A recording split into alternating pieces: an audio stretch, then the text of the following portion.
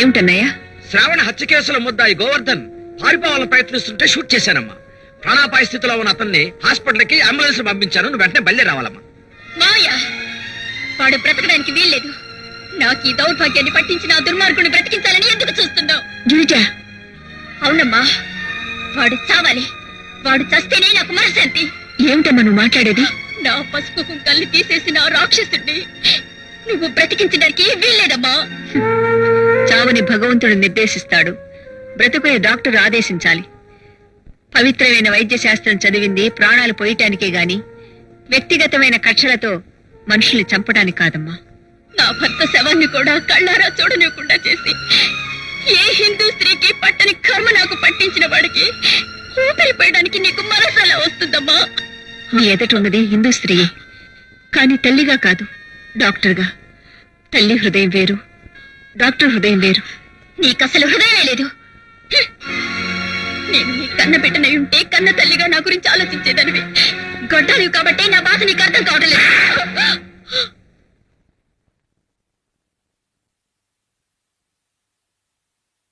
చూడమ్మా, నా చెల్లెలు బిడ్డల్ని కనలేని గుడ్రాలు కాదమ్మా.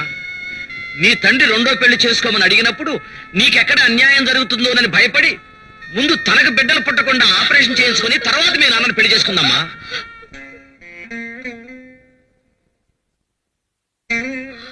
గిరిజ, నువ్వన్న మాటకు తల్లిగా క్షమించగలను, కాని ఒక పేషెంట్ ప్రాణం కాపాడదంటే మాత్రం డాక్టర్గా క్షమించలేను. అదన్నయ్య. అని వచ్చిందా? ఇంకా రాలేదు. ఆపరేషన్ చేయకపోతే వాడు చచ్చేలా ఉన్నాడా? అవును, వాడికి ఆపరేషన్ జరగకపోతే డెఫినెట్ గా చస్తాడు.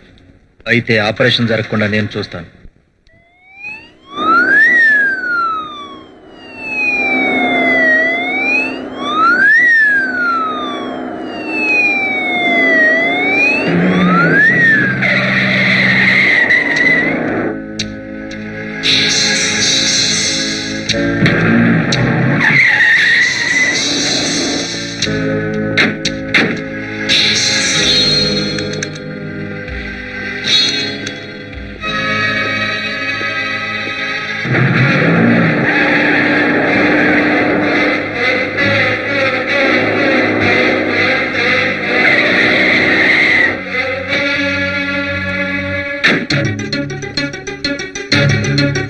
ఈ పోలీసు వాళ్ళకి తుపాకీ గుండెల గురించి తెలుసు కానీ మనిషి గుండెల గురించి తెలియదు భయ్. తుపాకీ పేల్చుడు ఎన్కౌంటర్ అని చెప్పు.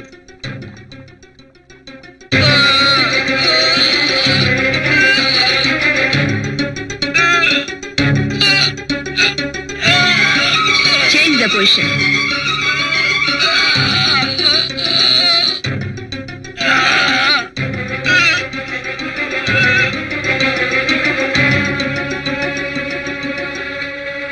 అతనికి అనెస్థేషియా ఇవ్వండి.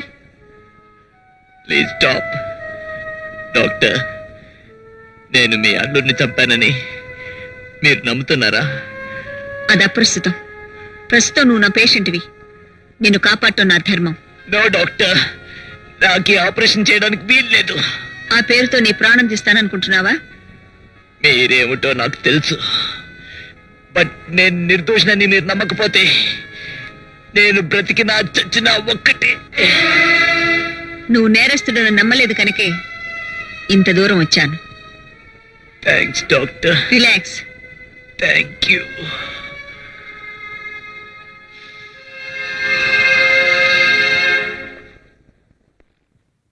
సో వాడు భవానీతో ఏం చెప్పాడో మీకు తెలియదన్నమాట. పోలీసులకు మనం ఏదేమన్నా చెప్పాడేమో. చెప్పినా వాళ్ళేం చేయలేరు. చూడండి మిస్టర్ కోటేశ్వరరావు గారు, మీ పేరు మేం చెప్పలేదు కాబట్టి అర్జెంటుగా మనకు ముంచుకొచ్చే ప్రమాదం ఏమీ లేదు. అదేమిటి సార్ అలా ఉన్నారు? మీతో చేతులు కలిపి తప్పు చేశానా అని. మొగుళ్ళు వదిలిన ఆడది మనసు మార్చుకున్నంత మాత్రాన మొగుడు మళ్లీ కాపురం చేయుడు. పైగా జరిగిన నేరంలో మాకు శిక్ష తక్కువ, మర్డర్ చేసిన మీకు శిక్ష ఎక్కువ. ఆపరేషన్ టేబుల్ మీద ఎంతమందిని చంపలేదు. వాళ్లల్లో ఆ పిల్ల ఒకటని మనసు నిబ్బరం చేసుకోండి, వెళ్ళిపోండి.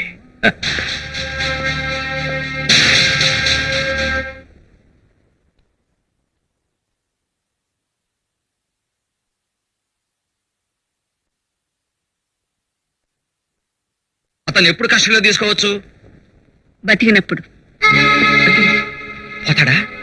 సీనియర్ పోలీస్ ఆఫీసరు కదా, బాగానే కలిచాం. ఒక వారం తర్వాత ట్రై చేయండి. హ్మ్.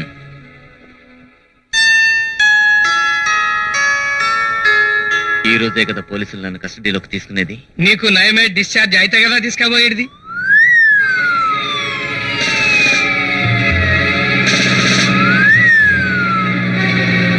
వచ్చిండ్రు కొడుకులు.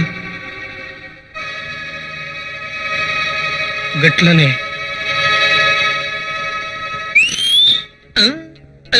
పిలుతాడు పిలుతాడు పిలుతాడు.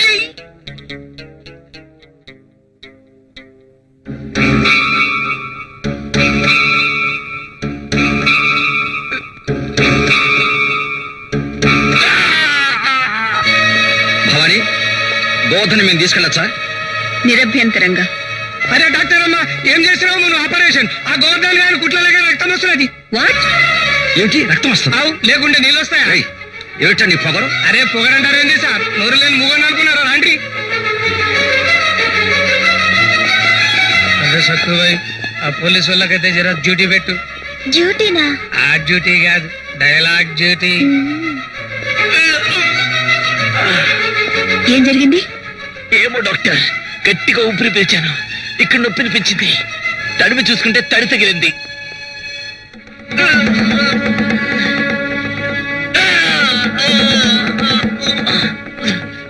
ఇతను వెంటనే కుట్లు వేయాలి. కుట్టు వేయగానే తీసుకెళ్ళచ్చా? లెనిన్, వెంటనే స్ట్రెచర్ తీసురా. గట్లనే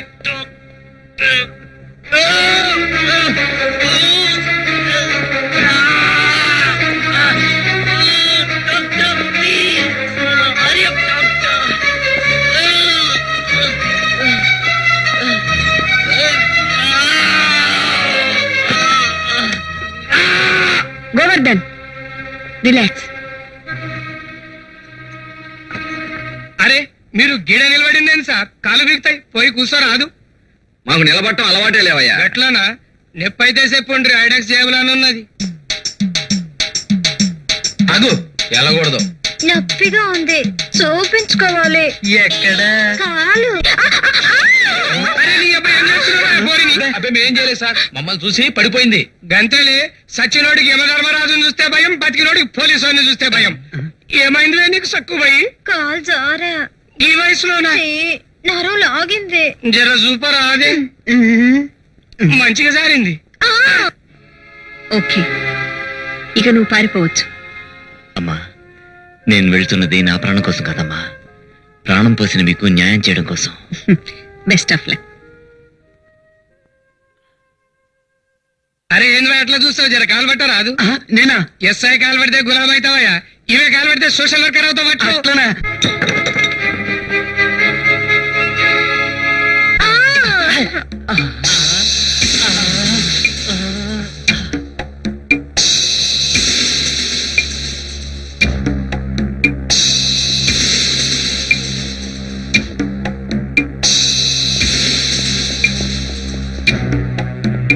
తెలుగు quick.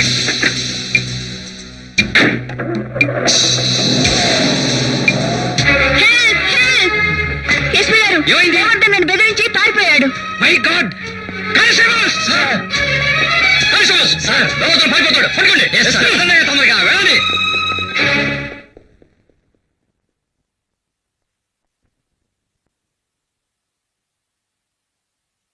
పాపం, తెచ్చిన సంఖ్యలు వేస్ట్ అయిపోయినట్టున్నాయి. Stop there.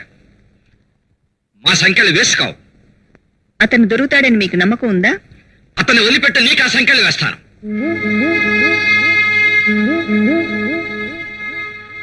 ఏ, నీ నాటకం కనిపెట్టాన్ని తెలబోతున్నావా? మీ డిపార్ట్మెంట్ మీద ప్రజలకు ఎందుకు గౌరవం పోతుందో ఇప్పుడు అర్థం చేసుకున్నాను. అంటే నేరం తూర్పునుంటే పరిశోధన పడమట మొదలు పెడుతున్నారు కదా. ఆల్ రైట్, నేను అసమర్థుడని, మా డిపార్ట్మెంట్ చేతకాందని నేను ఒప్పుకుంటున్నాను. ఇటు చూడు, నీ తోడ పుట్టిన వాణ్ణి. నా మీద ప్రమాణం చేసి చెప్పు, అతను పారిపోవడానికి నువ్వు సహకరించలేదు. చెప్పమ్మా, చెప్పు. థ్యాంక్స్. పోలీసుల మీద గౌరవం లేకపోయినా ఈ అన్నయ్య మీద అభిమానం ఉంది. Inspector, arrest.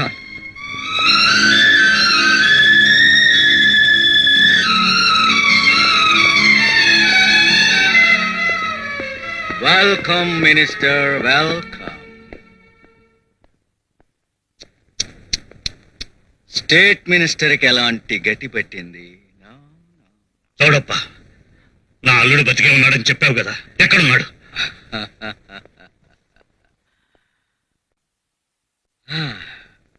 24 గంటల్లో చావటానికి సిద్ధంగా ఉన్నాడు. గోవర్ధన్ ఎక్కడికి పారిపోయాడో నీ భార్యకి తెలుసు. కాబట్టి నువ్వు వెళ్ళి ఆమెకు బెయిల్ ఇచ్చి తీసుకురావడానికి వీల్లేదు. ఒకవేళ బయటికి వచ్చినా ఇంట్లోకి రానివ్వకూడదు. బ్రతిమిలాడతావో బెదిరిస్తావో చేతులే పట్టుకుంటావో నీ ఇష్టం. గోవర్ధన్ ఎక్కడున్నాడో ఆమె నోటితో చెప్పిస్తేనే నీ అల్లుడిని నువ్వు ప్రాణాలతో చూడగలుగుతావు. సిద్ధప్ప, తప్పురా. ఆయన గుండెల్లో అగ్నిపర్వతాలు బద్దలవుతున్నాయి. ఓట్లు అడిగేటప్పుడు తప్ప ప్రాధేయపడే అలవాట్లేని మనిషి పాపం. చూడప్ప, ఇన్నేళ్లుగా మన ఇద్దరి మధ్య ఉన్న అనుబంధం కాదు, అవసరం. నా డబ్బు నీకు కావాలి, నీ పవర్ నాకు కావాలి. This is business, just business. నీ పెళ్ళానికి నిమ్మరసం ఇచ్చినప్పుడు గుర్తుకు రాలేదా ఈ అనుబంధం? నేను సహాయం నేను చేస్తున్నా కదా. ఈ కేసు గోవర్ధన్ మీద పడి వాడు ఉరికమ్మ ఎక్కాలి. మధ్యలో ఏ నాటకం మొదలైనా నీ అల్లుడి జీవిత నాటకానికి తెరబడిపోతుంది. టైం కూడా ఎక్కువగా లేదు, వెంటనే వెళ్ళి ఏర్పాట్లు చేసుకో. డాక్టర్ అమ్మా, నీకోసానికి నీ పెనిమిటి రాలే, నీ అన్న రాలే, నీ నీడల బతికేటోళ్ళం మేమందరం వచ్చినాం. వారసత్వమే పౌరసత్వంగా మారిన ఈ దేశంలో ఏ వారసత్వం లేని మేమొచ్చినందుకు నువ్వు తలెత్తు బతకాలమ్మా. తలెందుకు దించుకుంటున్నావు? ఆసుపత్రిలో గుడ్లు రొట్లు ఎత్తుకుపోయి వ్యాపారం చేసి సంపాదించిన డబ్బులమ్మా ఇవి. నేను నిడిపించడానికి ఈ డబ్బులు కట్టి చేసిన తప్పును దిద్దుకుంటాను. మా అన్నయ్య నా చేతులకి సంకెళ్లు వేస్తున్నప్పుడు ఉన్న ఒక్క తోడబుట్టినవాడు నాకు దూరమైపోతున్నాడని బాధపడ్డాను. కానీ ఇప్పుడు నా వెనకాల ఇంతమంది తోబుట్టువులు ఉన్నారని గర్వపడుతున్నాను.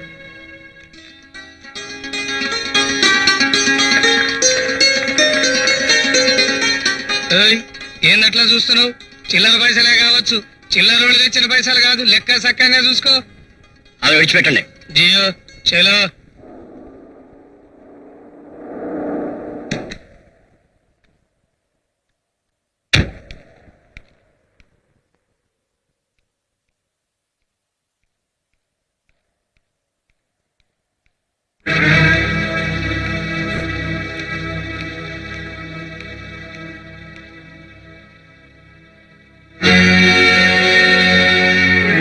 నువ్వు గుమ్మం దాటి లోపలికొస్తే నేను గుమ్మం దాటి బయటికి వెళ్ళిపోతాను.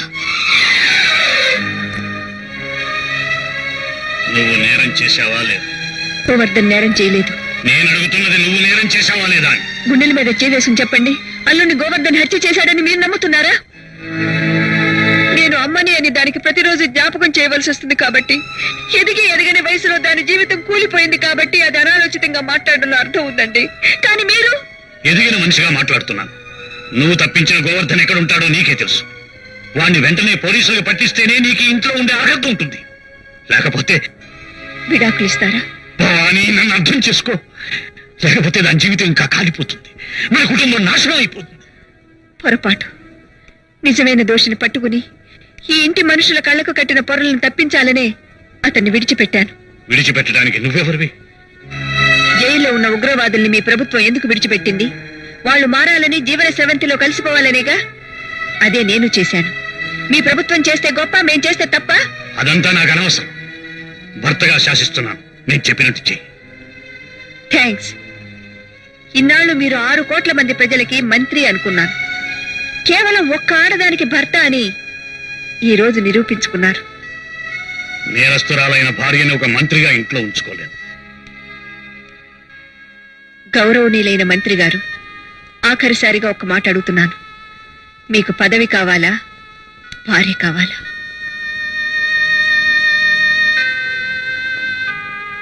పదవే కావాలి.